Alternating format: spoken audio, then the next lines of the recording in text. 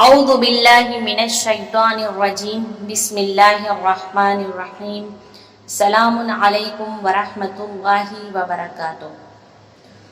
آج ہم یہ بات کریں گے کہ کھانا کھاتے وقت کون سی باتیں ہیں جسے مذموم شمار کی گئی ہیں، جسے برا مانا جاتا ہے۔ دین اسلام میں اسے بہت ہی مذموم شمار کیا گیا ہے۔ وہ چند باتیں ہیں۔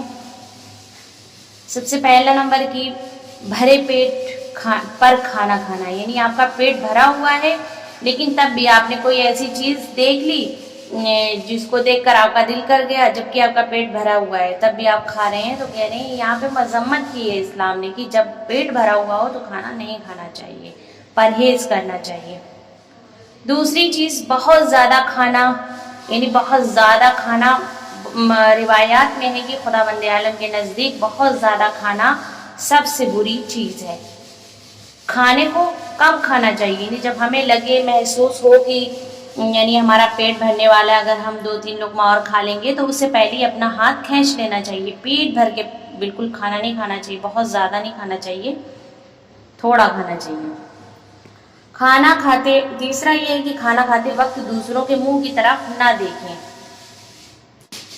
بہت سے لوگوں کی عادت ہوتی ہے کہ یعنی اپنا تو کھاتے ہی رہتے ہیں اور سامنے والے کو بھی دیکھتے ہیں، تو اس طرح سے سامنے والا شرمندہ ہوتا ہے کہ ہمیں دیکھ رہا ہے کہ ہم کتنا کھا رہے ہیں، کیسے کھا رہے ہیں، تو سامنے والا صحیح سے کھانا نہیں کھا پاتا۔ اس لیے صرف اپنی طرف دیکھیں، اپنا کھائیں، دوسرے کی طرف نہ دیکھیں۔ زیادہ گرم کھانا کھانا، یعنی اتنا گرم ہوتا ہے کبھی کبھی کہ یعنی انسان کی اتنی جلدی ہوتی ہے کہ گرم کھانا منہ میں رکھ لیتا ہے اور پھر جب دیکھتا ہے کہ میرا منہ جل جائے گا تو فوراً ہی باہر اسے نکال دیتا ہے۔ تو کہا گیا کہ اتنا گرم کھانا نہیں کھانا چاہیے، جب کھانا تھوڑا سا نارمل ہو جائے، ٹھنڈا ہو جائے تب کھانا کھائیں، یہ زیادہ ثواب رکھتا ہے۔ جو چیز کھائی پی جا رہی ہو اسے پھونک مارنا۔ اب آپ جو ہے گرم کھانا ہے تو آپ اسے پھونک پھونک کر کھائیں گے تو یہ مکروہ ہے، مکروہ ہو جاتا ہے اگر انسان کھانے کو پھونک مار کے کھاتا ہے تو اسے پرہیز کیا جائے۔ دسترخوان پر روٹی رکھ دیے جانے کے بعد کسی اور چیز کا منتظر ہونا۔ جب دسترخوان پر روٹی آ جائے تو آپ کسی اور چیز کا انتظار نہیں کریں، آپ کھانا شروع کر دیں، بلکہ بہتر یہ ہے کہ جو لوگ دسترخوان لگاتے ہیں انہیں اس بات کا خیال رکھنا چاہیے کہ پہلے اور ساری چیزیں رکھ دیں، بعد میں روٹی رکھیں۔ روٹی کی بہت زیادہ اہمیت بتائی گئی ہے۔ روٹی کی عزت کرنی چاہیے، جسے ہم خود کھاتے ہیں، جو ہمارے جینے کا ایک ذریعہ ہے، ایک وسیلہ ہے۔ روٹی کہ اگر انسان نہ کھائے تو کیسے زندہ رہے۔ کہا گیا کہ روٹی کو چھری سے کاٹنا، اس کی بھی مذمت کی گئی ہے۔